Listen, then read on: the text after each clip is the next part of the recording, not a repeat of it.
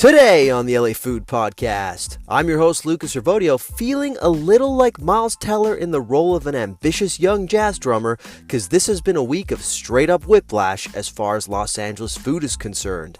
From the highs of 19 LA area restaurants being named James Beard Semifinalists to the devastating news that 94 journalists at the Los Angeles Times, including some food journalists, are losing their jobs, it's been a week of high highs and low lows.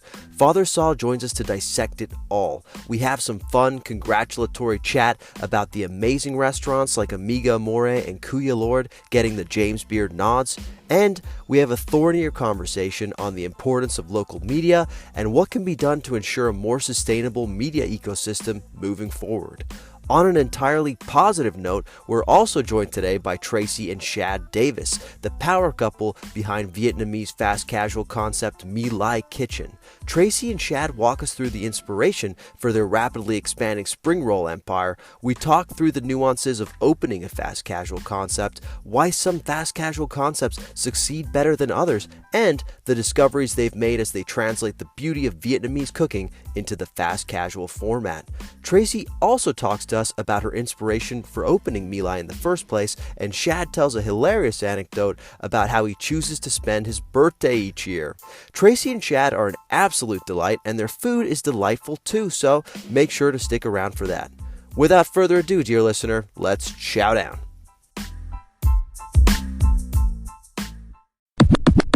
Welcoming back to the pod a man who has told me many times, unsolicited, that his favorite nut of all time is the macadamia nut. It's Father Saul. Father Saul, how you doing? How you doing, man? This is actually fake news. By far, walnuts are the best nut out there. I want to represent for my actual taste, but hey, nothing wrong with macadamias. What do you like so much about walnuts? It's hard. I don't even know. It's hard to say.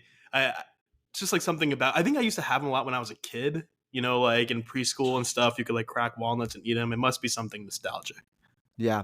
No, that's actually something we used to do in Italy too, is have a big ass bowl of shelled walnuts. I'm sorry. Yeah. Walnuts still in their shell after dinner. And there was like a ritualistic thing about like cracking them open after dinner. So I can relate to that. Yeah. How about that? Walnuts and pistachios. But hey, I got plenty of room for macadamias on my roster. Oh yeah, good to know. I don't know why we're talking about that, but maybe we'll find out someday. It's looking suspiciously gray over there in Seattle.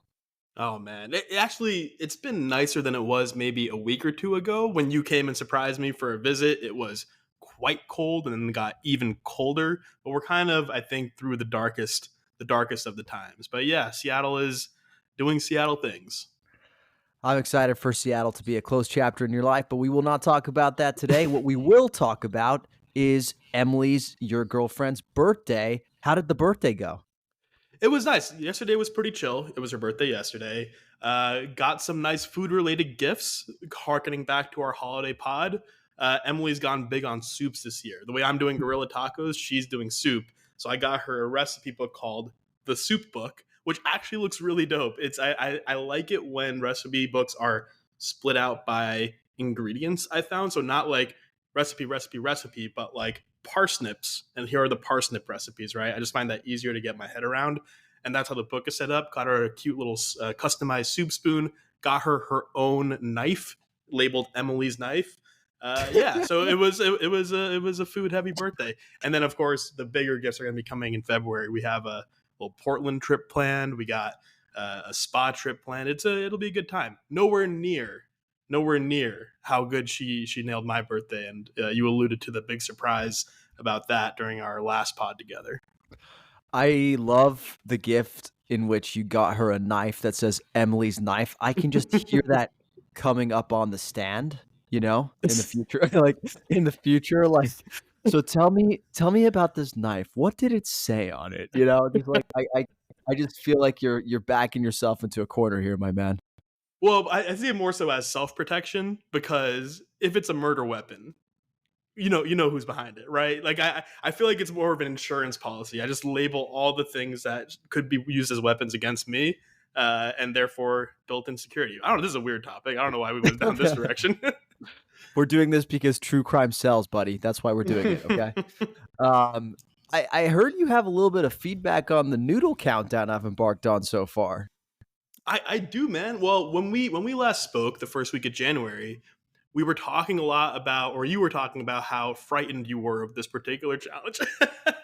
You were a little bit cowardly. You were like, "Hey, this is gonna be because a whole new world, right? Sandwiches are pretty universal. Tacos you've been eating for years in LA. Pizza, that's your whole bag. You're Italian, and that was the entree into this whole adventure. Noodles was like the first big departure, and you were talking about how you wanted to make this more of a learning experience, how you were a little intimidated by the whole world of noodles out there, how diverse it is, how unfamiliar you are with it, and therefore, bringing in some guests to come eat with you, not eating as alone at times, and learning along the way. And I gotta say, man, not to pat you on the back, or really pat ourselves on the back on this podcast, whatever. I've loved this content. I think this is the best stuff you've ever done, and I think it. I don't know what it is. Well, part of it is like having guys like Diego and others on the pod explaining the noodle dishes they love. That's awesome, and I think the overall posture shift to you being entirely in learning mode is really coming through, and it's making, even though, like, of course you had a lot of commentary on pizza and tacos, you also brought Yeah. information there. There's just something about the perspective and the role you're playing as entirely new to this world, at least the world that you've explored thus far, that's really coming through, and I'm enjoying it. So well done so far, buddy. Well, I am astounded because I'm not used to hearing nice things from you, so I appreciate that. I have gotten a little bit of feedback so far from listeners. Nobody's called me hard of tasting yet, so I'm waiting for that. I'm waiting for somebody to one up that, honestly. So if you're out there following my comments and can think of some sort of creative insult, bring it on. But one of the pieces of feedback I have received is some folks are not stoked that I'm not rating the noodles. Mhm. I've I'm seen not that. I saying actually saw that on your post today. There was another comment about that. Yeah. yeah, friend of the pod, Evan Lovett of LA in a Minute actually asked, "Are you gonna be rating the noodles?" Because he enjoyed the way I rated the sandwiches. I'm not saying I'm having second thoughts, but do you still think I'm doing the right thing by not rating? Look, I think you are by not rating, but something that we touched on was, is there some other way to quantify the experience? Not like rating in terms of quality, or the fillings are X and the toppings are X. But you did have a category around personal experience when you did the sandwich countdown, and maybe it's more of like a just a reflection or some way to talk about, you know, uniqueness, personal experience, something along those lines. But I don't know. I don't think you need to force it. Look, the numbers, the reason why people do food lists, which we talk about a lot, is because there's something grabby about ranking and like Mhm. rating stuff. But like I said, this is a learning year and a learning posture for you, and it kind of feels weird for you to be like, "Hey, I just learned about these Thai noodles. Anyway, here's the number about them." Right? There's Yeah. something a little off about that. But like I mentioned, if there's some way to say like, "Hey, if you want to learn about XXX or something something, going to this experience, or here's how pleasurable it was for me and from my side," sure, but don't force it. And I think Yeah. I think right now the posture is correct. And maybe at the end of the year, instead of like the top 10 pastrami sandwiches, it's the noodles I learned the most about, or about something along those lines. The most interesting new experiences I had with noodles, which is a little bit different.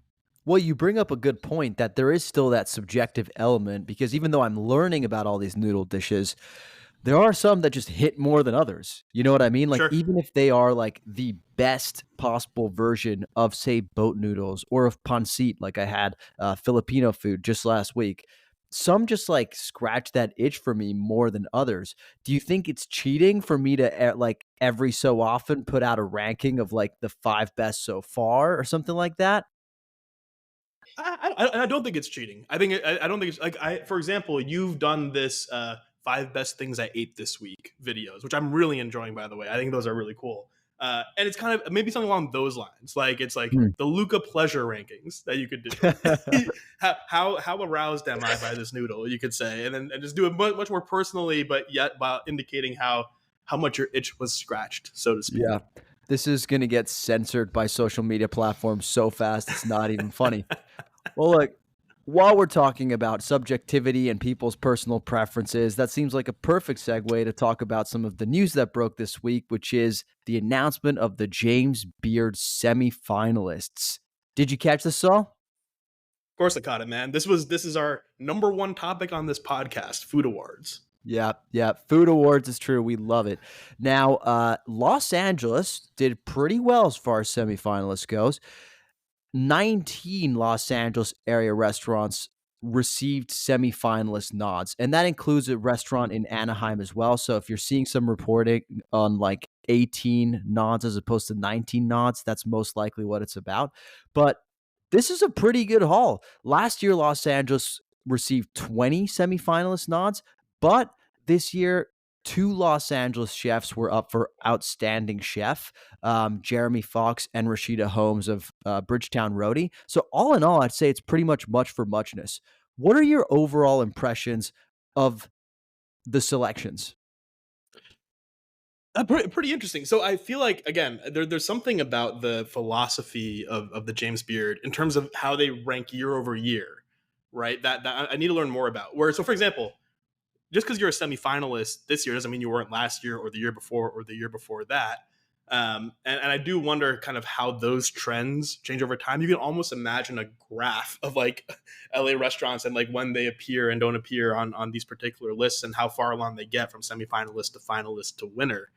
Something that stood out about this year's list is I think the the primacy of more internationally diverse and ethnically diverse cuisines versus your typical French, California, Italian places that I think have maybe even 10 years ago, 5 years ago, dominated a nomination list like this. It seems like there's much more focus, just based on what I'm seeing here, on the like love to eat. Our old Mhm. lunch standby is Yeah. on this list, right? And others. So that's what my initial impression was. Yeah.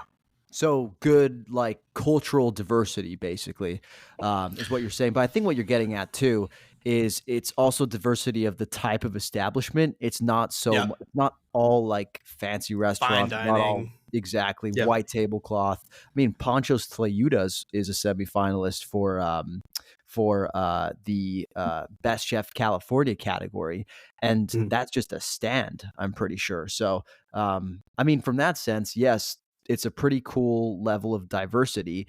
Let's talk quickly about Best Chef California because that's really where Los Angeles shows up. And there were a lot of Los Angeles representation, as you might expect. Diego Argotti of Poltergeist, getting a semifinalist nod. Chef Lord Maynard Yera of Kuya Lord, also Panchos Tlayudas, as I mentioned. I think overall 9 or so Los Angeles shouts appeared on the Best Chef California section. Anything stick out to you about these? And do you think any of these have a shot at winning? Well, I hope so. I mean, obviously, our friend Diego, who shout out to him, congratulations, and also sending well wishes for both difficult and a celebratory week in a crazy way for him. So thoughts are with him. I'm sure he's probably not listening to this, but just want to say that. Of course, I hope Diego wins. Right? It's almost like a too rapid of a meteoric rise, you might say, for him to go from opening up Poltergeist and then bam, he's a James Beard Award winner. But that'd be super cool. Look, I don't. I'm gonna be honest. I don't know if I feel what's interesting about this list, right? Let's say compare this to the LA Times 101. Mhm. Um, Even I, who hasn't lived in LA for 6-7 years now, looks at the LA Times 101 and there's so much familiarity within it, right? They're certainly new, but there's so much familiarity. This list of James Beard Award semifinalists is actually like pretty unfamiliar to me. My Mhm. 2 cents, Kuya Lord, which I was posted on the LA Countdown today, if I'm remembering correctly, and Amatoli. I don't know these spots. Best new restaurant, Barra Santos, which best new restaurant nationally, Barra Santos in Los Angeles. I don't even heard of that, which is cool, right? That's really really interesting. But I also am like, hey, the awards are doing their job, possibly by someone who, yes, is tertiary familiarity overall, given I don't live in the city. But I'm looking at the list being like, oh, there are spots that I have not tried that are being like recognized by this national body. I need to go Yeah. check out. So aside from Poltergeist, I really don't have too much to say in terms of who should or shouldn't win. But I do have plenty to say in terms of, oh, this is doing the job that we talked about way back when we started this podcast of elevating spots I would not have been aware of otherwise. I think that's a great point. Now, I wanted to quickly touch on a point you kind of raised, which is, Poltergeist opened last year. It was on Mhm. the list of best new restaurants for Esquire, I believe, best new restaurants in the country. Um, and so I was kind of expecting Diego to perhaps make an appearance in the emerging chef category, Sure. but he got the nod for best chef California. Do you think he's flying to the sun a little too quick, if that makes sense? No. But what you bring up a good point in that the categories for James Beard and the qualifications under each category, they remind me of like the Golden Globes a little, where like the Bear is like a comedy and like Barry is a Mhm. comedy. Like the categories are like so overlapping and weird. Where I'm like, what's the difference between you know uh, emerging chef uh, Daniel Duran Zecca and Alessandro Zecca for Amiga Amore and Diego for Poltergeist or any of the other emerging California? Is it just like, hey, the ones that are national hit like a different level of quality, or like are there tiers to this? What determines who fits into which category for the regional versus national awards? Yeah. Well, you know what's really funny about that is that Danielle Duranzica, former LA Food podcast as well, actually, from Hmm. Amiga Amore, their concept is older than Poltergeist. Like Right. Amiga Amore's brick and mortar also it was established last year, but they've been serving their food via pop-ups and various events, I wanna say since 2021. Like it's Right. not necessarily a new concept. Um, and, Chef Zika has been cooking she cooked at Union, in Pasadena, a famous pasta restaurant for a while, and so, Hmm. it kind of does raise this question, it's like, what are the sort of like, what does each category actually stand for? And maybe it Right. doesn't matter. Maybe to your point, it's like let's just give everybody the best chance of winning, and that's okay. But when you start to like dissect it with a knife, or however you dissect things, these questions do come up. Yeah, I mean, look, it all goes back to the fact that ranking restaurants and really any kind of art is kind of stupid. But what's good to see is as much recognition as possible. But like in terms of overall notoriety, does being a semi-finalist in Best Emerging Chef nationally mean more than being a finalist or winner for Best Chef California? I don't know. I don't think I care. What I care about is seeing the overall list of people who are being recognized and considered for or whose profiles are being raised for consideration by this uh, awards body. That's cool. Like I said, the learning opportunity is cool. The way they actually break this down in terms of the science of the awards may not make much sense.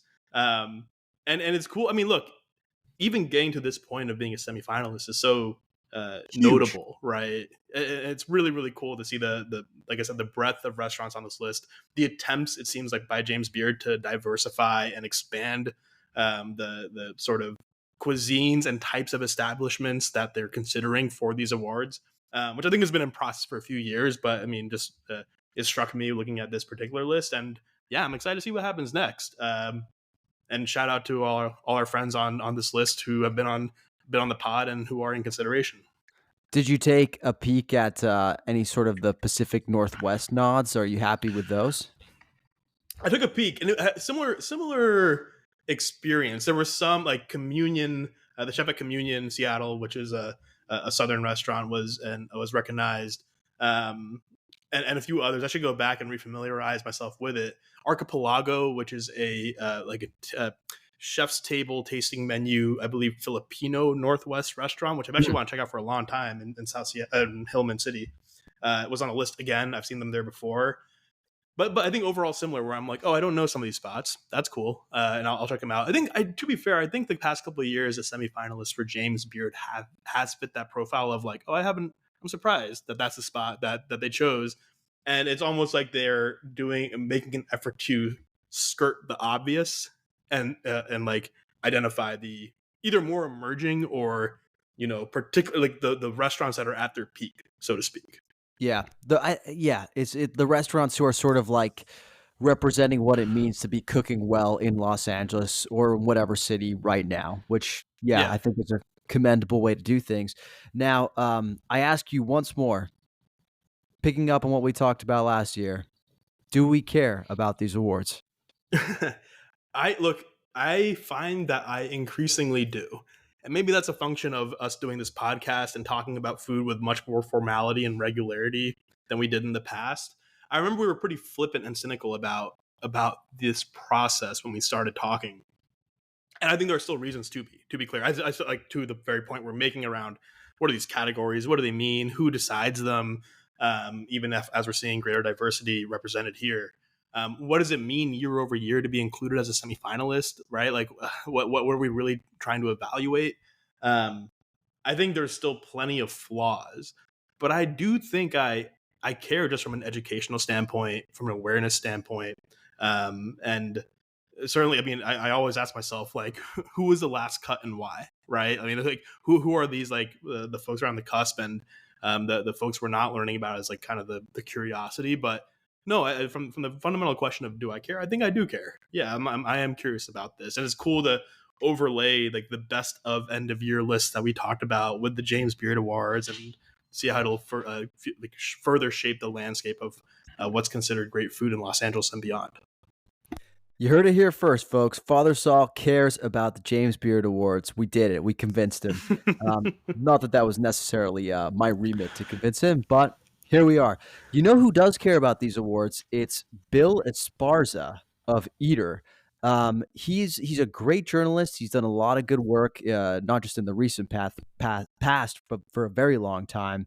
He posted a story that kind of seemed to take credit for Ponchos Tlayuda's nomination as a part of the James Beard semifinalist Emerging Chef California. He basically like posted the article that showed him basically like quote unquote breaking news on Ponchos Tlayuda for the first time, and saying like the article that launched 1,000 awards or something like that. And he has a bit of a tendency to do this. He's like, often talked about his quote unquote finds and been very defensive of his finds. And part of me gets it. It's like, okay, you're doing the work, you're going out there, you're like getting there early in the morning sometimes, or right when they open, or, taking chances on a bunch of places that maybe aren't good to find the one place that is good. But I do think the ownership is a little strange. Like, I feel like once you find it, it's no longer yours, right? It's like you might quote unquote find it, but it doesn't belong to you. Maybe I'm wrong about this, but that's how it actually like hits me when I see something like that. What do you think? I mean, I get where you're coming from, but I think I guess I disagree to an extent, right? Look, it feels weird from the sense of you don't want to draw attention away from the work of the restaurant. However, the job of media, as we talked about this before, the job of food media is to go out and to identify those spots that no one's been to yet and put them on the map. And I think that's actually that is literally probably the most honorable work you could do as a journalist in a city, versus just going to the old standbys or going to a place that's on another list. I mean, look, this is also how media works, right? Bill Esparza is like the Adrian Wojnarowski of of the LA food landscape. These are Esparza bombs, right? That are dropping when he finds a new spot. Like, look, I suppose the reticence is like self promotion, right? No one really, it's not seen as like particularly like a graceful trait or whatever. But I don't give a shit. Like, Bill did the work. Bill's done work on tacos all over the city. Bill is like really on the ground. And yeah, I think if let's imagine if Bill had not gone to Ponchos, maybe they wouldn't be on the map. Maybe they would. But look, he's the one who got there, and look, we're celebrating them as being recognized now. Self promote. You're a reporter. Do your thing. But I think it's deserved. Look, you probably have a point there, actually. I mean, especially in this climate where I feel like journalists, and we're going to talk about this, are being asked to like really prove their worth. I guess a little self-promotion isn't bad if you're just trying to underline how hard you work and how much value you're bringing. So maybe my criticism is unfair. I think it just like initially strikes me as like, yes, him taking credit for the restaurant's success. And, But really, he's taking credit for him for the work he did, right? Like really, that's what it is, and credit to him for going out, identifying ponchos, maybe like you said, putting them on the map, and then launching a bunch more recognition. That's awesome. That's what protects great local restaurants and emerging spots that people might not have considered before. I'm in Bill's corner. Let's go, man. yeah, it sounds like if we are ever lucky enough to have Bill Esparza on the podcast, you're going to be the one interviewing him because you've said the nice things and I've said the mean things. So, or maybe we can both interview him and be good cop, bad cop. That could be fun too. Why not? Let's try it. Why not? Look, speaking of journalism, turning to a bit of a tougher subject, it has been a really tough week for journalism in general. I mean, we've seen tons of stories about layoffs at all kinds of media publications, but it's hit really close to home as well because the LA Times laid off, I want to say like 94 people. It was going to be 115 people, but the LA Times Guild went on strike and was able to save like 10 or 11 jobs. And of course, the food section was also impacted. There were multiple people who contribute to the food section, but that also included someone who I'm pretty sure contributed full time to the food section, and that's Lucas Quan Peterson, who is a name who, if you've been following LA Food for the last, I don't know, 7, 8 years, you've definitely come across because he's done some excellent reporting. So I got to ask you, what the fuck is going on with the media in general? Uh, that is a whole other podcast. I think beyond the purview of our scope here. This is terrible news. Scary for the media, like journalism industry in particular. From Sports Illustrated to the Washington Post to the LA Times, Time Magazine. It's the year has kicked off with a bunch of major layoffs and a sort of scary moment for the industry of journalism writ large. I have some familiarity on this subject from my full-time job. I all I'll say is like it's is that it's so important to have great local journalism. That's like it's so valuable, and I think the sadness of this particular of the way market forces have impacted the media industry is that there's, I think, a real civic value to having well-funded reporters in a local area. People really, I think, respond to local news, and also national news is often quite polarizing and kind of impacts people's fear and reward centers in a way where local media, I think, is more so grounding people in their communities, letting them know about issues that impact their lives and their kitchen tables, lets them know about great restaurants. I think what's happening is this kind of there are the big sort of like winners, so to speak, the New York Times and others of print media and digital media. And then there are outlets, even like Eater, I think, I hope at least, and The Ringer, where you've carved out a very specific niche and have like great journalism in a particular area that people who care about it can go to and value. But there are so many factors that matter, like, that are impacting this, and the middle is being burrowed out. I think five local newspapers are closing on average every 2 weeks. Wow. And then what replaces them is various I'd say, like I said, more polarizing outlets instead, and things that don't teach you necessarily about your backyard. So we won't go into like all the problems behind this, but I will say, sad to see what's happening at the Times. Local journalism is super important, and hopefully new models emerge about how these places or how this kind of storytelling can be made more sustainable. Like the LA Countdown. No, I'm just kidding. Now look, the thing you bring up about like, The Ringer, for example, I did a little bit of research into even those kinds of media models and to see if those were financially viable. I saw something that said like I think Bill Simmons said in an interview that what made The Ringer profitable was literally just his podcast. like his Podcast. pod. Yeah. No. Yeah, his His podcast. Yeah, specific I know. podcast Yeah. is the one Yep. that basically brought them into profitability. And I even looked at like Barstool Sports because I thought maybe, okay, you know, you can say whatever you want about Dave Portnoy, but a lot of people say that one of his saving graces is that he's an excellent businessman and maybe he's cracked the media model. Guess what? Millions of dollars in the red, like literally like Yeah. horrific business.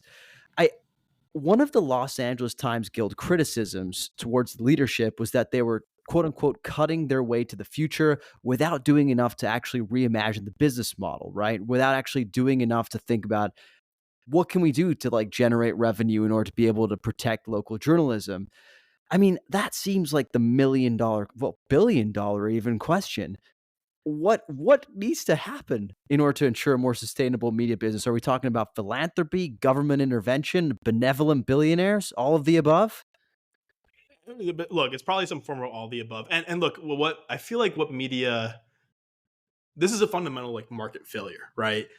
Essentially, I believe I'll say that good journalism, good local media is a general civic good that people respond to. However, in like the costs, the true costs of paying for the research and reporters and editors and expertise behind it is often higher than people are able to or willing to pay for it on a highly local level, right? There's a tension there where we are losing a public good because it's in a private market.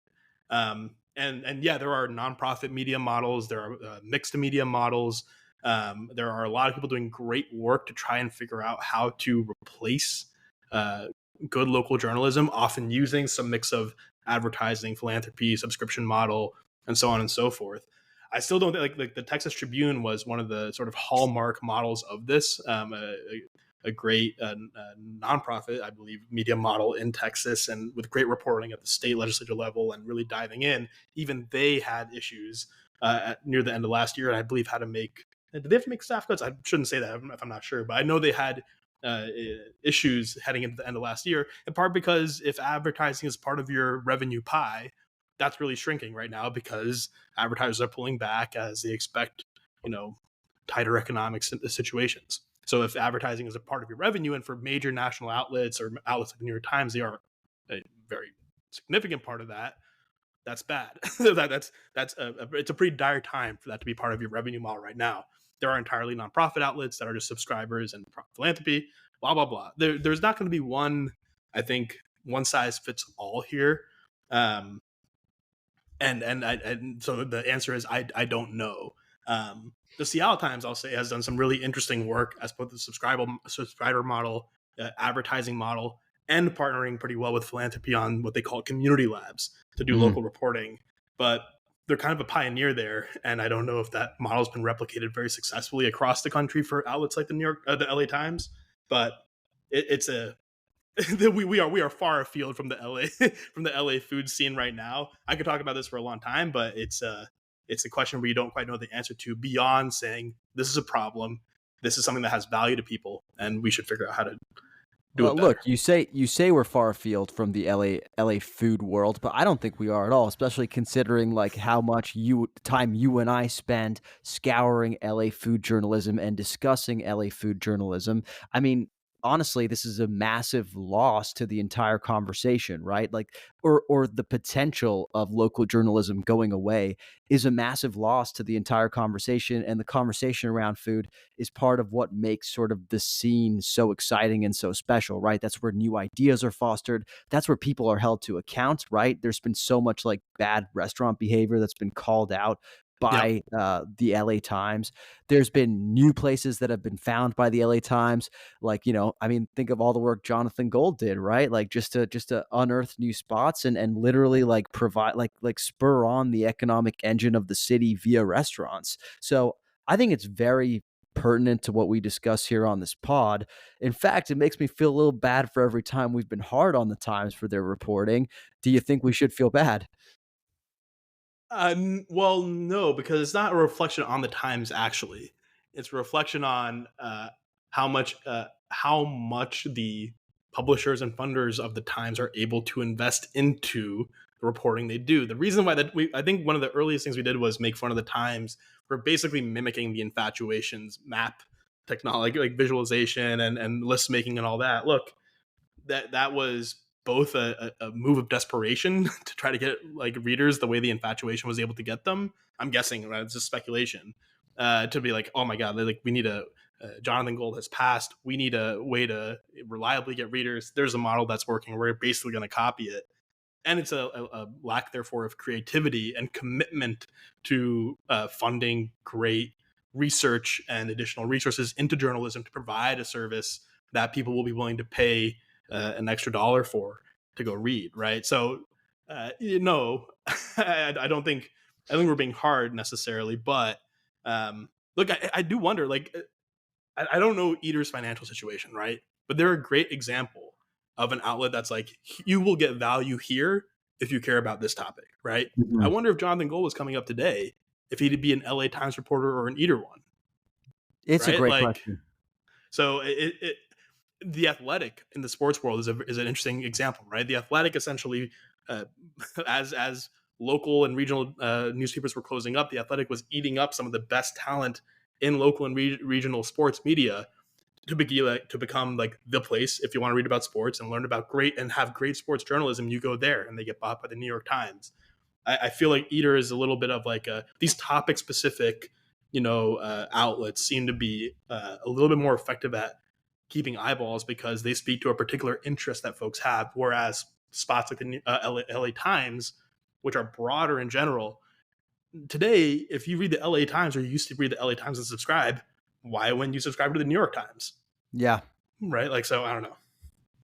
No, it's a good point. It's a good point. And I mean, I think it's an age-old sort of discussion of transitioning an old business model that has operated in one way for so long to a new one. And it's really hard to do if you're not just like starting over from scratch. You've got so many legacy pieces of it that might not work so well in today's world, but you've still got to make room for them and figure out how they fit in. So, because what you're describing too is, what value does the LA Times have in a world where the New York Times also exists? Well, yes, there's the local piece, but also you've got to sort of create that value, right? You've sort of like got to like think outside the box and create that value. And that just hasn't been happening. Now, look, you mentioned Eater, and I did want to quickly wrap up this piece of the conversation by talking about or giving flowers to Kelly Dobkin for one of the best stories I've read in a while on the gentrification of Melrose Hill. Have you heard of Melrose Hill, Saul? The term Melrose Hill, I actually hadn't really identified with a neighborhood until I'd read this piece, but so I suppose I have heard of Melrose Hill, or at the very least have spent time there. Yeah. Well, I just want to plug it real quick for listeners. I'll be putting it in the show notes. Please check it out. We're not going to discuss it in depth because we had a very similar discussion about the neighborhood Victor Heights, which is right on the edge of Chinatown, a couple of months ago. I'll actually post that show also in the show links, but it's basically a discussion on, is there a right way to change the face of a neighborhood? And it does feel like some developers are trying to go about it in ways that actually take into account history and local community. And this could be one of those examples, although one of the things that did raise alarm bells is the person in question is the son of Milwaukee Bucks owner Mark Lazary. So I have a question for you, Saul. What's Mark Lazary's bigger misstep, having a failed actor son whose rebound profession is gentrifying a random neighborhood, or hiring Doc Rivers? I will. I'm glad you were able to get this punchline question off. I wish Doc Rivers and the Milwaukee Bucks all the best. Neither of these are bad situations for Mr. Mark Lazary. And I will say this is a really interesting piece, and I find a couple things interesting. One, and like I said, we won't go too deep.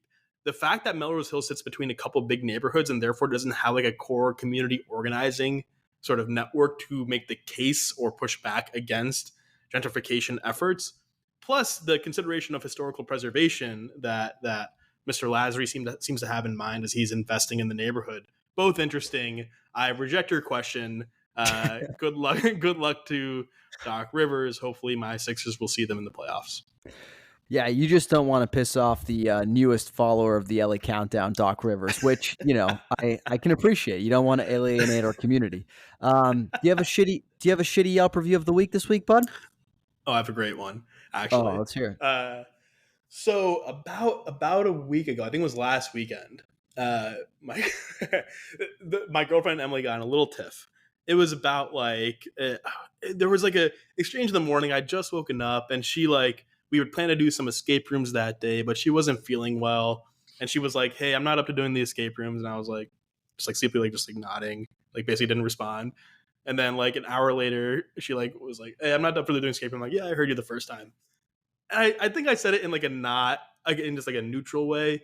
She took it very offensively. She said it was like a shutdown, and I felt this was an unjust interpretation of of of my response. And so we have an exchange where I'm like, "That's not fair," and she was like, "That was mean," and I was like, "You know what? I got to walk off. Let's get some space. I got to go on an errand. I'll see you later." I step out of the apartment in a huff. Right, I'm doing a huff walk. We're gonna take an hour off and come back and discuss it with cooler heads. And as soon as I step out the door, I realize I've left my AirPods in the apartment. Oh no. now, this is the bad boyfriend. This is how petty I am, dude. I walk out.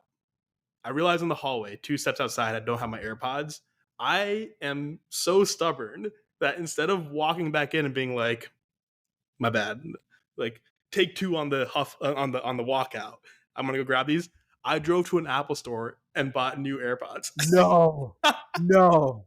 Yeah, I was like, Oh and my. also I like righteously too. I was like, you don't get to win this. I'm not walking back here in shame. I'm getting new AirPods. I don't care.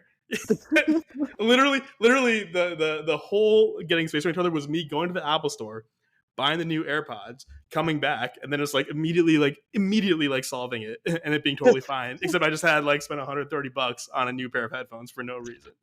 That is so petty, so Yeah, irresponsible, says yeah, so much about your character, so many worrying yeah. things about your character. I'm worried as your pseudo business partner, honestly. Um, I would say that's a 1 star easily. Easily a 1 star. Oh yeah, yeah. I mean, look, the exchange itself, the little tiff, really not a big deal in the end, right? Like, but it was just the pure stubbornness, the pure pettiness of being like, "This is how I win." I'm like Adam Sandler in Yeah. Uncut Gems, going, "This is how I win" to myself in the mirror by going off and doing all that. And so, yeah, that's a solid one. We'll do 1 star. We can go lower than that, so we should keep room for a half star. 1 star review for sure. Yeah, yeah. I think because you capped it at $130, like I think that's why 1 star. Any more than we might have had gone down to half star. Emily was That's good. like flabbergasted. She was like, "You did what?" And I was like, "I'm sorry, I had to And you like win." fully did not need these AirPods. No, I had like literally. Actually, to be honest, I had one AirPod. I just didn't have the other, and I was like, "I Oh my want to god. though." Yeah, Oh my I, god. Yeah, I'm, that's I'm a stubborn man. Like, a great story. Great story. Okay, I've got one for you as well. Okay, so over the holidays, we finally watched Barbie. Okay, so Barbie came around last year, and we never got around to watching it. We were always like, "We're gonna go, we're gonna go, we're gonna go." We never went. So finally, we watch it with my wife's parents over the holidays. This is not the shitty Yelp review part, but I wasn't crazy about Barbie. We can talk about that another time. But I yeah, feel yeah. like that in and of itself could give me a shitty Yelp review for just not liking the movie. But Anyway, there was one part, I don't know if you recall, but where the Kens have taken over Barbie Land or whatever it's called, and yep. they're sort of like showcasing their like toxic masculine behavior. And one of the like trademark toxic masculine behaviors that was on display was watching The Godfather. Was watching The Godfather and basically like explaining it the entire way through, right? I'd Many forgotten this detail. Yeah, Many would look at this and think, okay, whatever the Kens are doing in this toxic masculinity like montage are things I should not do. Me, on the other hand, I was like, you know what? I've never really seen The Godfather. So cut to like a week ago, and my wife stops me and says, "Hey, have you been watching like The Godfather 15 minutes at a time early in the morning before I wake up?"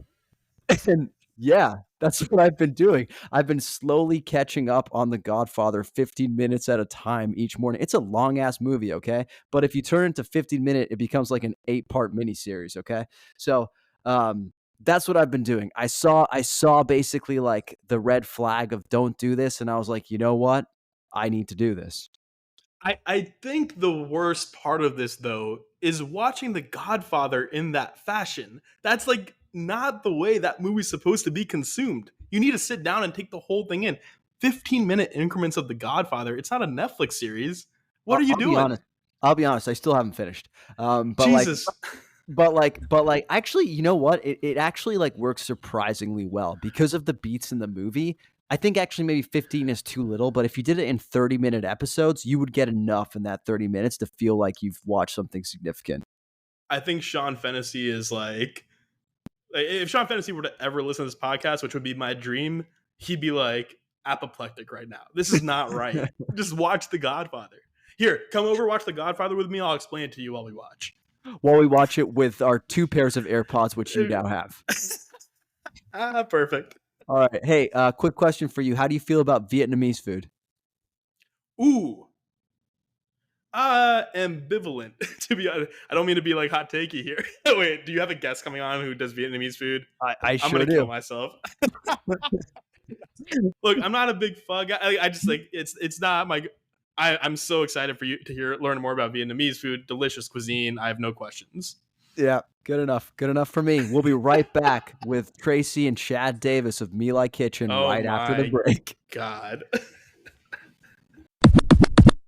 Joining us today on the LA Food Podcast, it's the owners of Vietnamese fast casual concept My Lai Kitchen, Traci and Shad Davis. Traci, Shad, how you doing today? Oh, Very good, doing great. Good to hear. Where are you calling us from? What's your LA neck of the woods? So we are at home right now in our in View Park, Windsor Hills, which is near Baldwin Hills. A lot of people don't know exactly where that is. So sort of the center of the city. That's awesome. What kind of restaurants are local to you? What are your sort of neighborhood haunts? So they just opened a Dolan's soul food kitchen, just like maybe I don't know 2 or 3 blocks from us.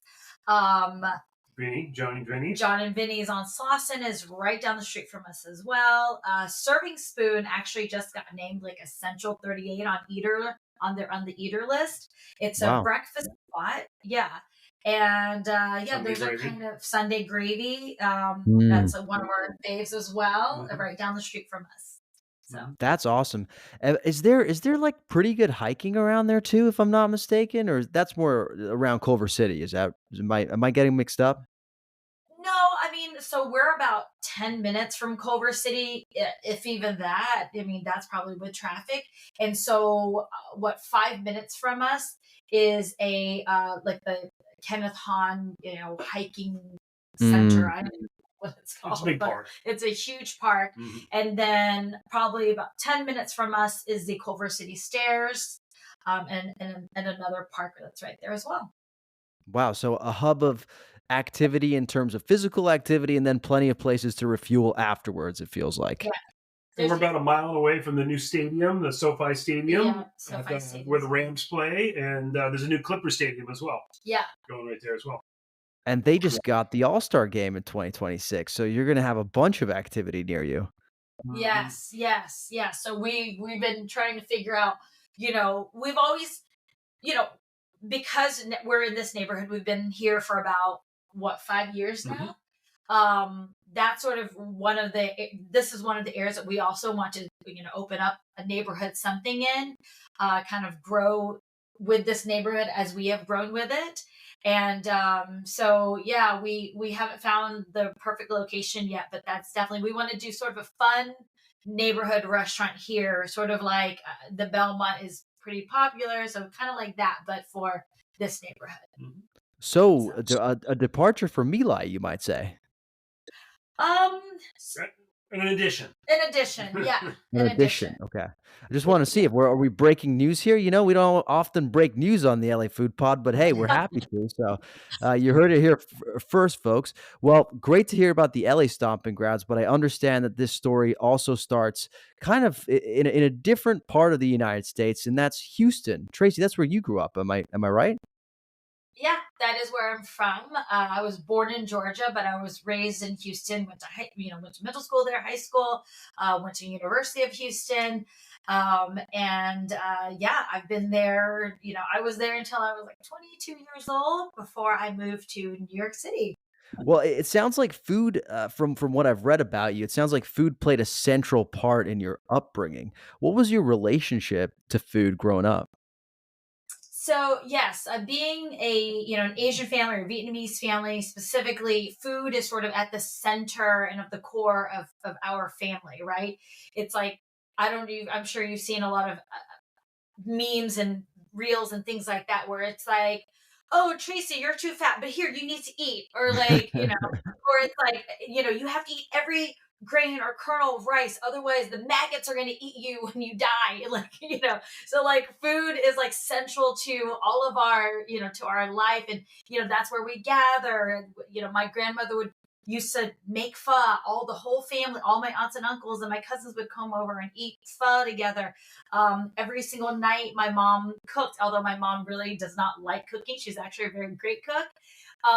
She would make all of us come home and eat dinner and talk about our days. And so like food is always very central in my life.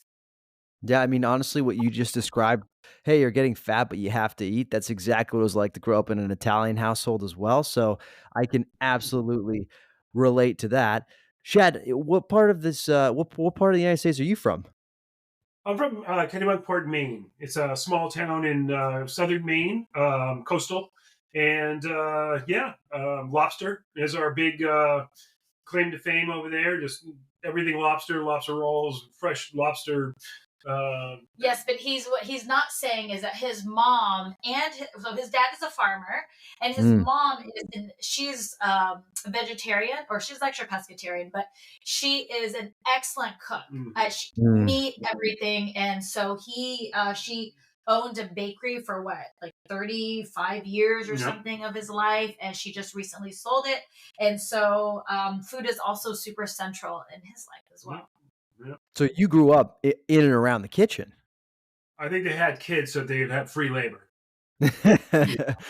Like, were you into that or did you resent it? No, it was a good pastime. I obviously worked in restaurants when I was younger and kind of like fell in love with the kitchen. One of my the owners was a chef as well, and he kind of put me on the salad station, which moved into the hotline and blah blah blah, and then you just kind of went from there and started cooking, and it kind of just fell in place. Was it the kind of thing where you just, like, woke up one day and you were like, Holy shit, I've been in the kitchen for, like, 15 years," or was there a moment where you were like, "Actually, I do wanna do this as a career?" Yeah, it kind of just molded into. I think I wanted to be a professional snowboarder actually, but that didn't work out. Okay. And then so I went to culinary school in Vermont and moved around the country working for fancy chefs and ended up in Los Angeles and met Traci along the way, and here we are. What happened to the Yeah. snowboarding dream? I was not good enough. Let's just be honest here, and that fell flat. And my parents said, "Come home, go to school, or you can stay out there and you're on your own." Yeah, And yeah, I so I feel couldn't. that. That was me in soccer too, and you know what? There's definitely a point in your life when your dad stops showing up to your games, and you're like, "Holy shit, I must not be very good at this." But Traci, from what I understand, you went the corporate route in terms of career. What did you end up doing, and how did you land there? So after school, I moved to New York City, or I moved to Manhattan, and my girlfriend, had just started working for a bank out there, and I was like, oh, I can do this. Like, I'm tough, I'm smart, I can do this. And so I got a job at UBS, actually, and Bear Stearns, on the like as a trading floor assistant, and quickly realized that like that is not the existence I want for the next, I don't know, like however long I'm going to be alive, 50, 60 years. And although, you know, pay is good and, you know, it was so miserable. I mean, I've seen so many flip outs on the trading floor. But the good thing is that, you know, it did prepare me a lot in life, right? Like you know, I'm super on time. I'm very vigilant. I am like pretty type A, and I'm tough. I'm super tough. And part of that training was being on the trading floor and having people yell at you or talk down to you or at least think that they can, and, you know, having to know that you can defend yourself and building up that self-esteem. So yeah, then I Uh, moved to what I wouldn't give to hear your story of the most epic flip out you saw on the trading floor. Okay, probably the one of the most epic. I don't know if it's the most epic, but literally, I got a trader he was having a really bad day. Gets up, starts shouting. Literally, okay, so like we have walls, and it's just all monitors. Like each one of us has like 2 or 3 or 4. He took a monitor, ripped it out of the wall, slams it on the ground, takes another one, rips it out of the wall again, slams it on the ground, and and then like rips the telephone, and then just like walks off. And we're all like, wow, okay, like I still even remember his name. That's how like and I was like, that was kind of awesome and scary all at the same time. You can't see my face now, dear listener, but my face is in shock. The thing that shocks me about that story is that he did the first monitor and was like, "You Yeah. know what? That wasn't good enough. I'm gonna keep going." Yeah. That's Yeah. that's the most sort of like gobsmacking thing about that story. Well, I'm glad you got out of there, and I'm glad it taught you some lessons for what you do today. At what point did your two paths cross? So probably in like 2012 or 2013, our friend Fred, who you corresponded with, we're both mutual friends of his, as well as a few other people, and we kind of started hanging out, met, and started, you know, kind of liked each other, started dating we dated for maybe about like 6 months or so. And then due to timing, it didn't work out at that moment. And he stopped speaking to me actually. He just hard shut me out. Ghosted Cut me. ties. Yeah. Damn, ice cold. There's more story than that, but And like the end of 2016, I think it was, or 2017, I can't remember. We got back into communication. She came to my birthday at Sizzler. Yes. Whoa, So- was she invited, or was this a stalking situation? It was I'm coming. It was right down the street from her apartment. She said, "I'm coming to Sizzler with you guys." Yeah. And I said, "Oh boy." Okay. I called and wished him a happy birthday, and I said, "Oh, what are you doing?" Just casually, you know. And he said, "Oh, I'm going to Sizzler." So, in Maine or in Kennebunkport, in his town, there's not a lot of chain restaurants. Of course, there's McDonald's and like Burger King, but like there's not like Applebee's or Chili's or things like that. Big chains Big for the chains, most part. no In Maine, there Olive wasn't a Garden. lot when I was growing up. So, for what he's that year, he started this thing where it's like, okay, like these restaurants that people grow up going to, like Cheesecake Factory or Olive Garden, he never got Yeah. to go to.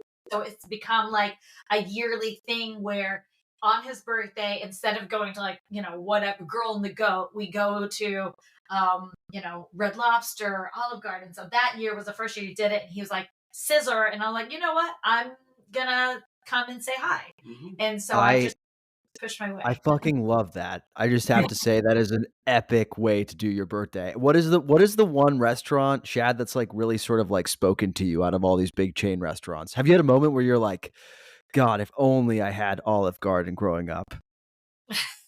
I tell you, I mean, the salad, we go once in a while just for the all you can eat salad. You know, it's hilarious. I don't know. I mean, I don't know. I mean, a lot of them are pretty good. You know, overall, like Tony Roma's was pretty yummy. Yeah. You know, I don't know. I mean, I feel like you liked Chili's a lot, and then you came home and got heartburn, and then you're like, I'm never going there again. Oh yeah, that place was awesome. This That's girl, like she part got, of the experience, you know. yeah. You pay for the meal, but they throw in the heartburn for free. Yeah, they should put some, Tums in there Yeah. to go bag. But yeah, this girl loved to go to every fancy inflection restaurant. True. I go to high-low. I will eat street cart food or street food, and then, but I do love, But we're not going to and Tony nice- Roma's anytime soon. Well, so no, we're that's- not going to China. But Traci, are you like you're high low, but like are you one of those people that needs to go to restaurants that have been like quote unquote approved? You know what I mean? Like that are like you know that they're like good because you've seen them on like lists and seen them like, Yeah. I would say so, just because, and then there's that whole moment of I kind of like for the restaurant to be open for 2 or 3 months before I go, because a lot of times when they first open, there's a lot of things that go wrong, and I don't think you get the full experience. And I think there's Mhm. very few restaurants where they open and it was like just good, just right from the start. But yes, I do like for it to be proven a little bit. And, a lot of times I still go and I'm like, wow, like this has gotten written up this many times, I don't really get it. Or, or there's this restaurant, it has barely gotten written up. I think it needs a lot more publicity or fame. So I would love to hear you dish on the restaurants that you're like, I can't believe it's been written up this much, but I won't ask you to do that. But are there any restaurants that you in the latter category of, hey, I think this deserves a lot more hype than it's currently getting? okay, so one of the restaurants I eat at all the time, and is Hoi Ka Thai restaurant. I don't know if you've heard of Mhm. it. So, Yeah. Jitlada obviously gets written up all the time. The Sap coffee shop or coffee company gets written up all the time. But like Hoi Ka, I've been eating at almost since the beginning, since I moved over here for like 16, 17 years now. And it's so good. And it's always consistent. And I love that place. I tell everyone about that place. I love it. I absolutely love it. So that's one of my favorite all-time go-to spots. I love that. Yeah. Is there another spot that you can think of? I don't know off the top of my head. I mean, Okay, so we just recently started going to Planta Cocina. It's Oh. plant-based. it's really good. It's Yeah. plant-based. Mind-blowingly good. I think there's about I want to say 8 locations or so. One just opened up in Marina Del Rey, and that's the one we discovered. It is so good. The drinks are good. The vibe, the scene is great. The food is excellent. And we're not, vegan or even vegetarian for that matter. And we've gone several times just because we like it that much. So that's Wow, another okay. spot not getting any recognition on. I haven't seen it on Eater or anywhere. So, and I love it. No. I love Mhm. that. Those are 2 great shouts because one is like the old school, the sort of like underappreciated old school. One is sort of the underappreciated new school. Yeah. I love it. So let's talk about My Lai. So Mhm. I understand that it sounds like maybe the idea for My Lai was yours to start, Traci. I'm curious. Yeah. How did it spring up? How did you get this idea? So, we've already shared that I have a great love of food and restaurants. I would say that, back a few years ago, I don't know, maybe I can't even think of it, but It was 6 or around 7 years ago. around when Sweet Fin started popping up, Kava started popping up. So Tsum a lot of Tsum Tsum, a lot of those build your own bowls spots, started popping up. And of course, like we can't not mention Chipotle, right? Like they're sort of the original. I started seeing like, okay, there's a lot of Mediterranean popping up. There's tons of different poke popping up, but there's really nothing for Asian food in general, right? Like nothing for Thai. I mean, for Chinese, there's Panda Express, but it's not really kind of on that higher caliber. Or I mean, I don't want to say that because like I would love to be a Panda Express family if they're billionaires, but it's not that like fast casual vibe, right? Yeah. It's more fast food. And so I was like, why is no one doing this for Asian food? And specific, I'm Vietnamese, so I kind of started thinking about like, what about my food? So when you think about Vietnamese food, there's the, the char grilled, the lemongrass char grilled chicken, char grilled pork, and then you sort of eat it. You can eat it on rice noodle. You can eat it on regular rice. You really can, interchange things, right? And it's not a perfect recipe, but you can. Hmm. And so I was like, I think Vietnamese food would be perfect for this kind of healthy build your own bowl. All of our side dishes are like either pickled sides, like pickled carrots and daikon, pickled cabbage, fresh tomatoes, fresh cucumbers. So it lends itself to be not only very healthy, but gluten free, which is, everyone in LA is gluten free these days. And so I just thought, it's Vietnamese food is healthy. It really does cover a lot of different dietary restrictions. It can be sort of served interchangeably, and no one has done it. So I started kind of sketching out how I would build it and how I would want it done. So yeah. So, Shad, at this point, had already been working in the industry, and you had some experience with, was it the counter and establishments like that are very well established. When you heard about this idea, what was your thought about it? Well, she was working in the tech company, selling a software of some sort, and making very good money, working 3 hours a day, mostly, playing He's with. telling on me now. I'd go into the office to bring her lunch, and they'd be playing checkers and whatever else, not any kind of work's going on. And I've known about the restaurant business for a long time, and it's not fun. And it's a grind. So when she came up with this, that she wanted to do this, it was trying to table it as long as we could.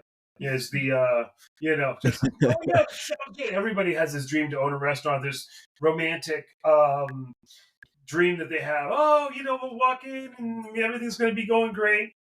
And so, anyways, we tabled it for a couple of years, as long as we could, and then an opportunity came up, and we went after it.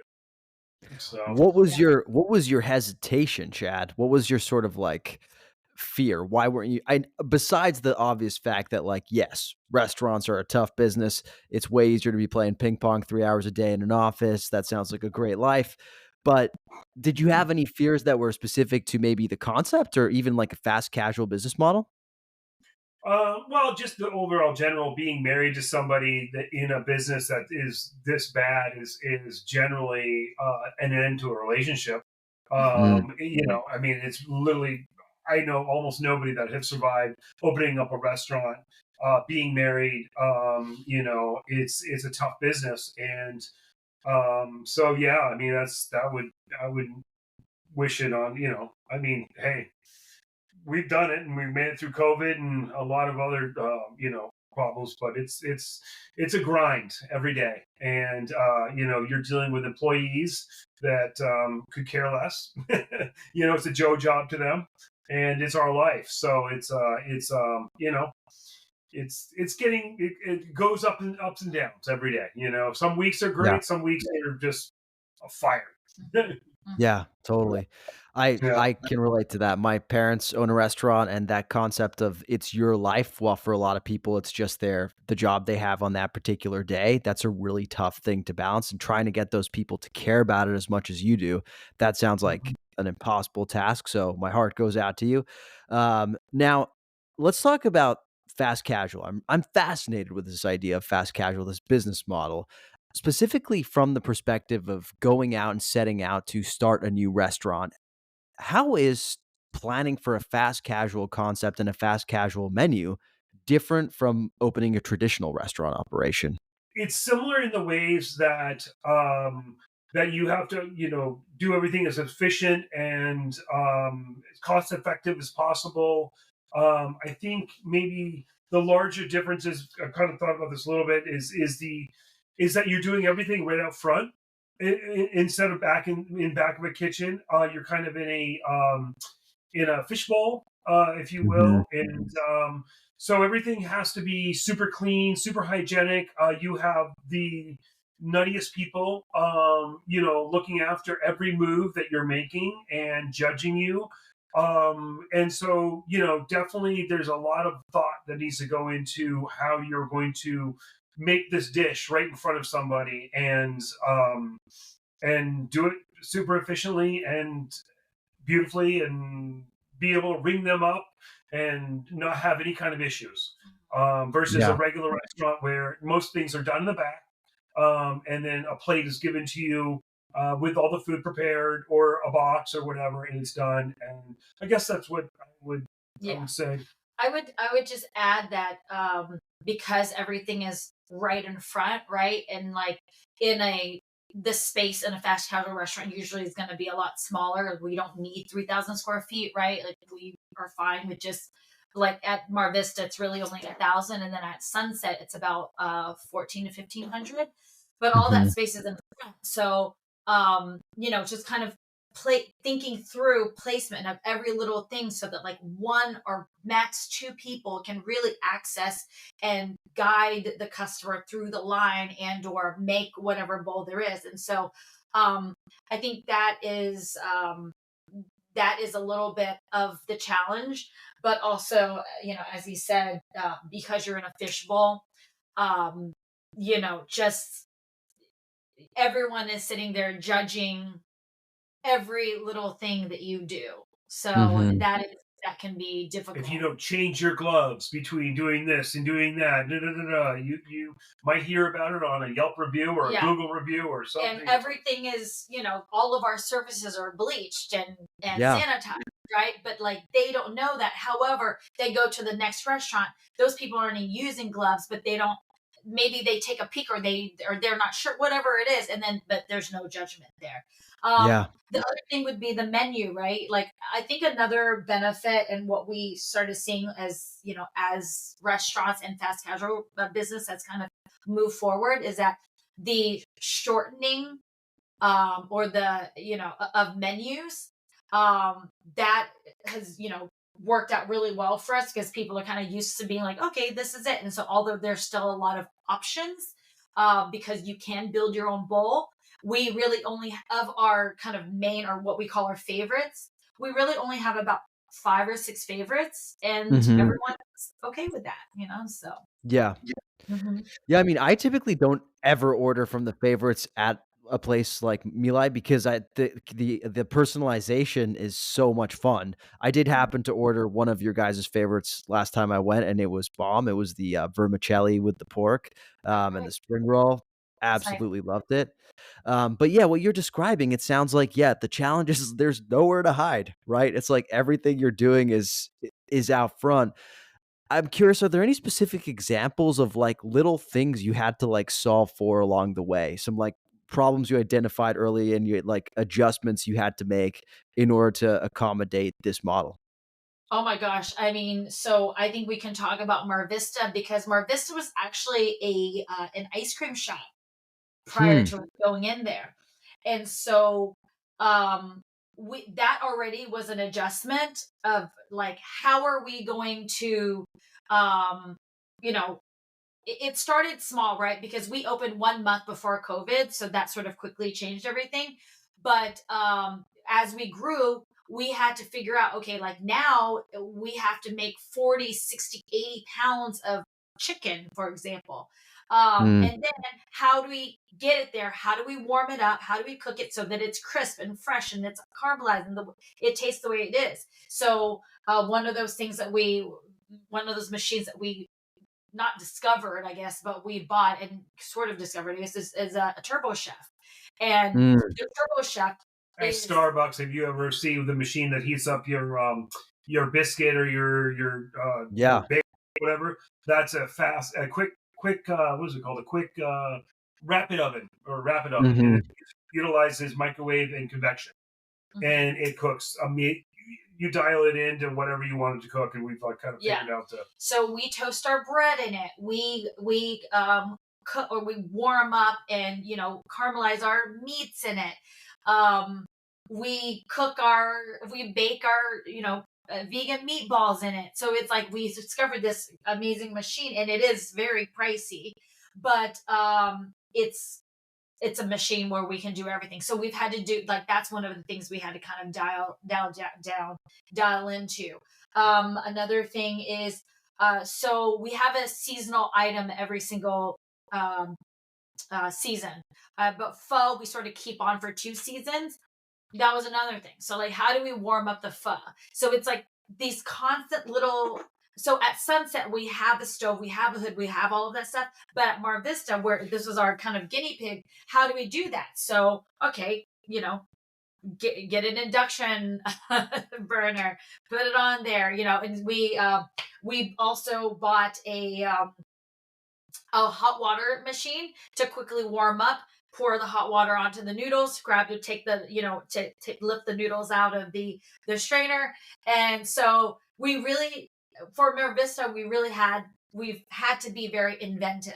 And then like a Yeah. stupid problem like the air conditioner blowing on, we had to buy a bread box for it. It's like, so there's lots of little things that just kind of pop up that we Yeah. are constantly problem solving for.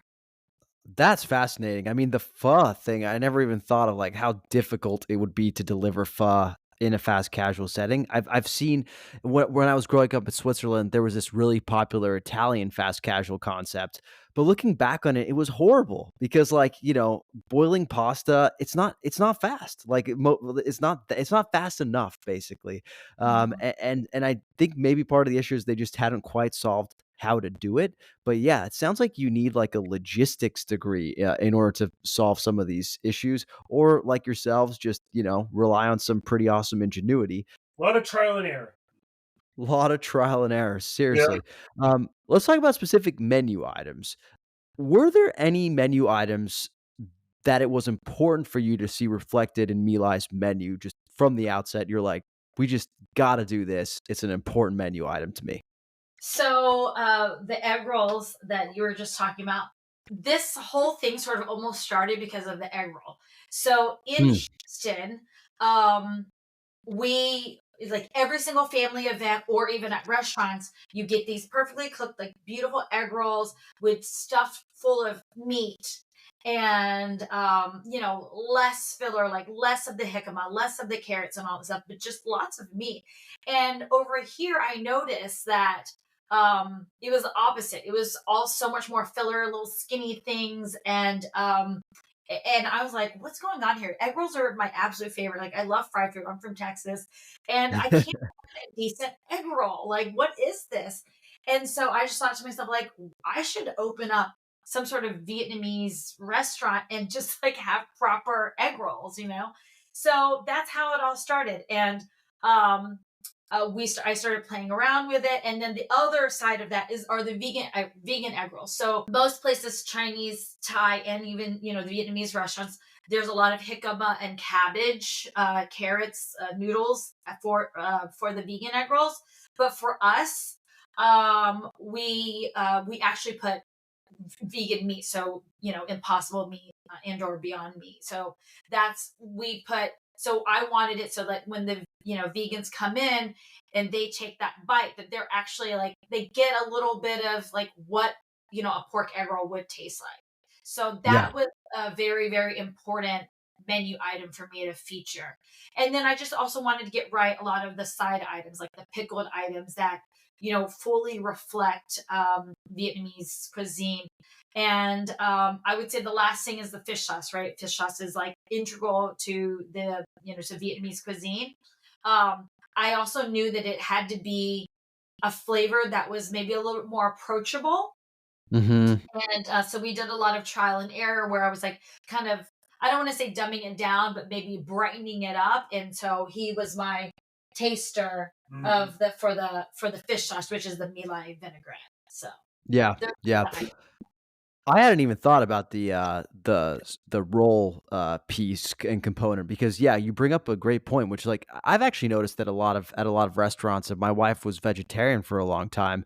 When you are looking for a vegetarian option, the only thing they have a lot of time is the fresh rolls. A lot of time, many establishments don't even have a vegetarian version of the fried rolls.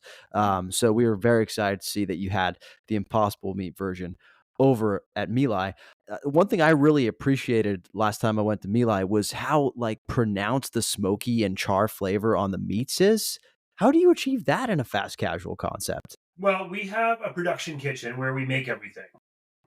So everything has been marinated for 24 hours minimum. And then on a massive grill, it has been grilled, par cooked, if you will, and then cooled down. And then we bring it to the locations and cut them up, warm it up, and put it into on the line. So you're getting all that marinated flavor and the smoke from the big grills that we utilize to cook everything on. Yeah, What's and I think crazy about that is it just tastes like it's fresh off the grill. Like literally you would not know that it was done beforehand. Like it literally feels like you're getting it at a barbecue fresh off the grill. yeah, so it was definitely very important for us to make sure that our cooks also know how to warm it up. So like, uh we I have this is one of the quality checks that I do all the time. When something is sitting in too much of, of its juice, I'm like, all right, take it out, or dump out the juice, because when it's being warmed up on the pan or in the turbo chef, like we want it to we want all that, the sugar content or whatever it is, the Mhm. grill to really come out, and to so that you can taste that caramelization, right? Like that is Yeah. the kind of the most important part, is the smokiness of the grill and the caramelization of the sugar. Awesome stuff. You're doing something right because it's working for me. Let me just say that. Speaking a bit more generally, we've seen a lot of fast casual concepts come and go. We've seen super successful ones like the ones you've already mentioned. We've seen Chipotle, we've seen Cava, and then there's others that have been a little less successful that have come and gone. The one that comes to mind most notably is Shop House to me, which was Chipotle's venture into Southeast Asian food, I believe. What do you think distinguishes the successes from the failures in the fast casual realm? Sounds like I mean, I would say it's Tracy's dedication to her flavors and her overall concept. I feel like her touch, and she's there at all three of them almost every single day, and making sure that all the product is correct. I mean, I even get scolded once to twice a week. That's not good enough, you know. I felt like Shop House. It was Shop House, right? Yeah. yeah, There was Shop a House. lot of people who were really dry. I went to the one on Hollywood Boulevard a few times, and I felt like they didn't keep the quality of the meats and the other products up to par. It sat there too long. I don't feel like there was the love that Tracy puts into our restaurants. They obviously did. The idea was good, obviously, fast casual, salty, but it just didn't nail it. And that was Mhm. my experience, because I think I went three times, and the third time I'm like, I don't know. And so I think that's basically in a nutshell. The management that we hire, the people that Tracy's on them all the time. She makes them, take pictures if she's not there. Take pictures, in text message it almost every other hour. So the dedication to the product is 100% Tracy's. You He's know, making me sound like a crazy person, no, but no, it's what I needs to be done. but yeah. I would say yes at Chipotle. If you want another fast Asian fast casual, please come and hit us up. But no, I'm joking. I would say that there's Shop House and the other ones. I think that a lot of times, like when you grow, or there's so much like quick growth, and there's not like a true like standard of procedure written down. People are not trained properly. Um, then that's sort of when you start to fail, right? And it's like, even with My Lai, like as we've grown and as we've added our third location, um, I've seen you know things here or there, quality that I have to continue to be on top of, right? And so that is like one of the reasons why we're very careful about how we're growing, the way we're growing, how quickly we're growing. And because I notice if I'm not there every single day or every other day, or if I'm not on top of them, or if I'm not seeing the pictures, then that in 2 days, quality starts going down. And Mhm. so it's difficult. It's difficult to grow.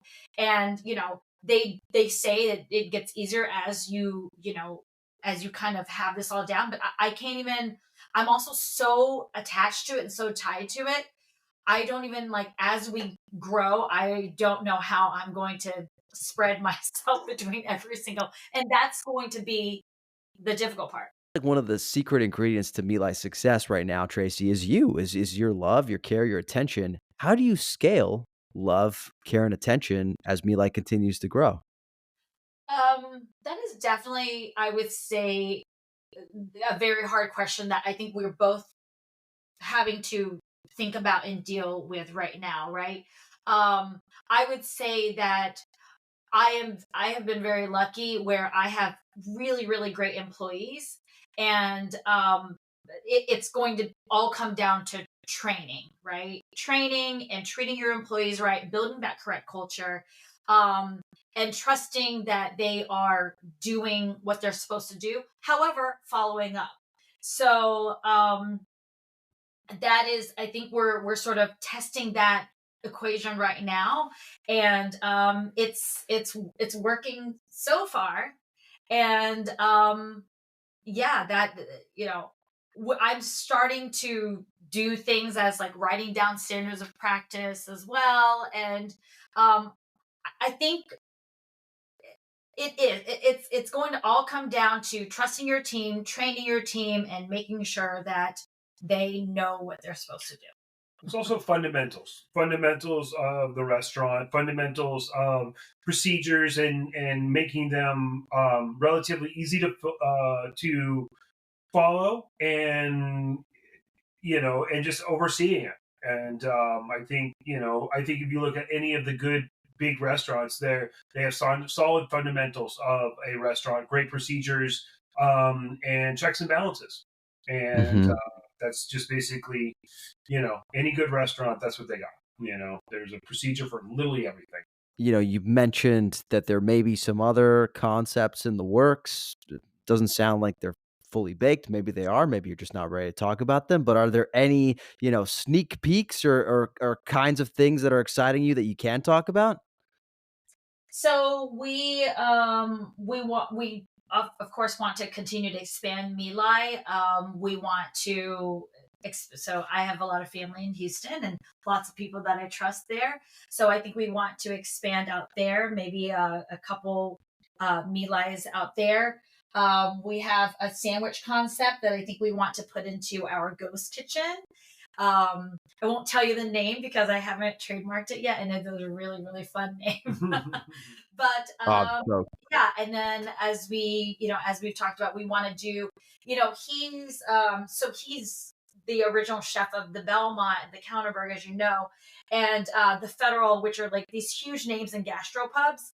And so we would like, and we've talked to some of our friends that also live in the neighborhood, that to kind of maybe that's something that we do in the next year or so, but nothing fully baked. As you said, the only thing that we are really focused on is making sure that is expanding My Lai.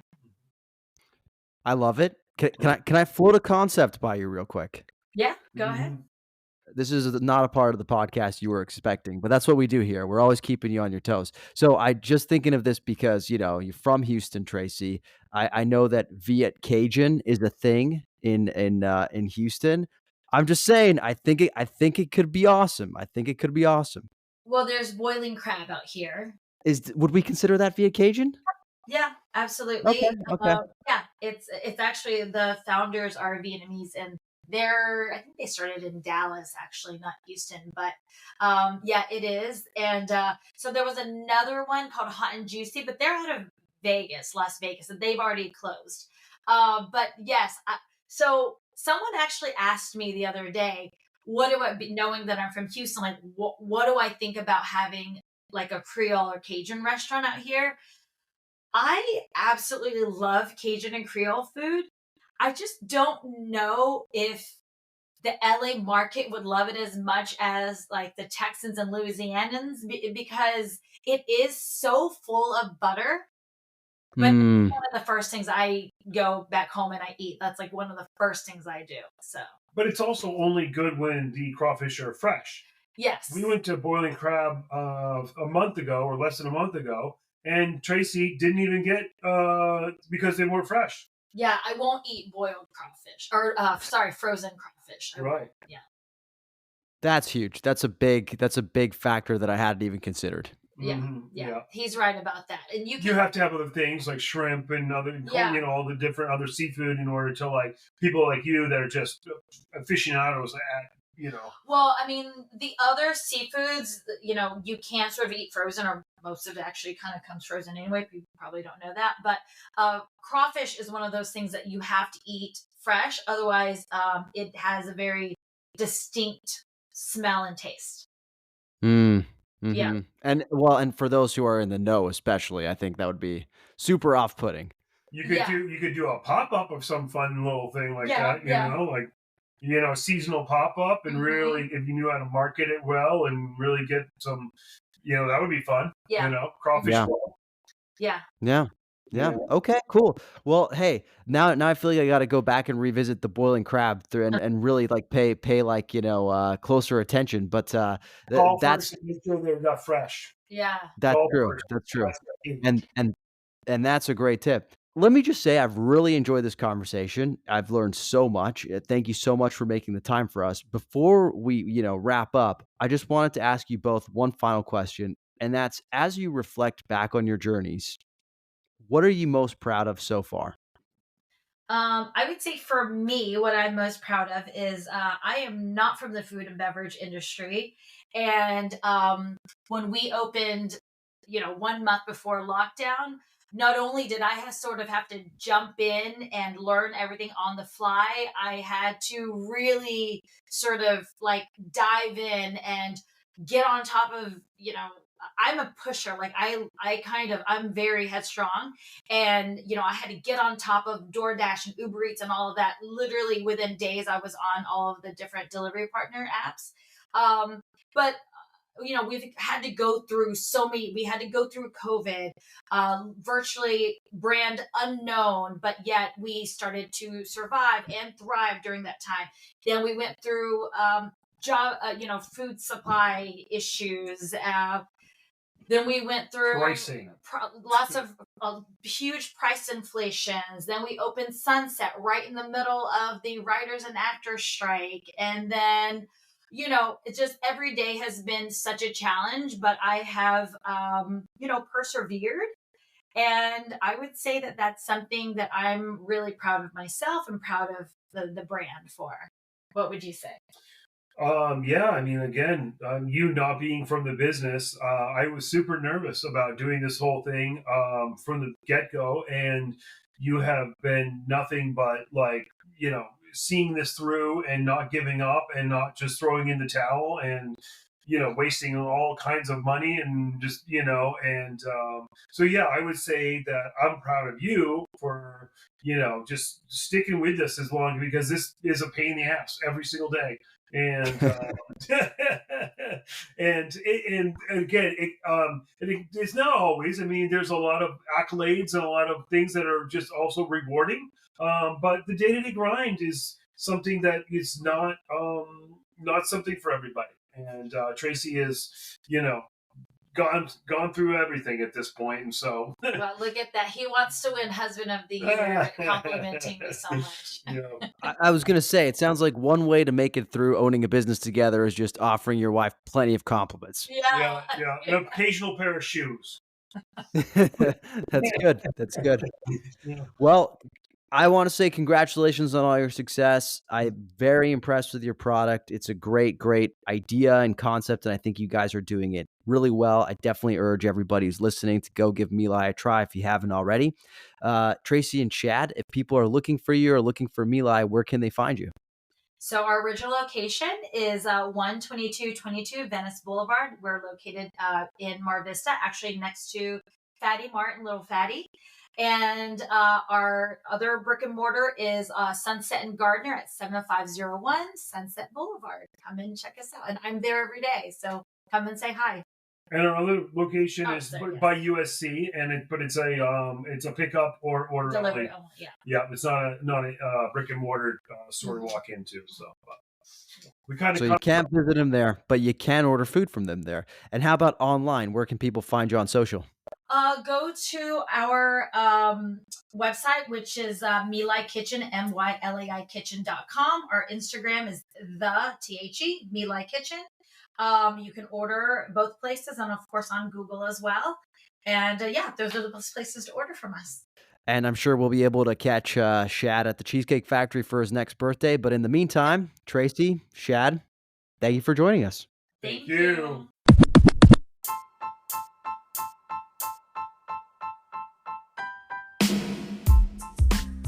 Thanks for listening to another episode of the LA Food Podcast. Thanks to our guests, Father Saul, Traci Davis, and Shad Davis for joining us. If you like what you heard today, dear listener, please go to wherever you listen to podcasts, leave us a rating, review, subscribe. Seriously, it all helps so much, so we truly appreciate it. We'll be back next week with another epic episode, but if you're looking for me in the meantime, you can find me at the LA Countdown on TikTok and Instagram. That's TheLACOUNTDOWN. You can also find me on Instagram at LA Food Pod. That's LAFOODPOD.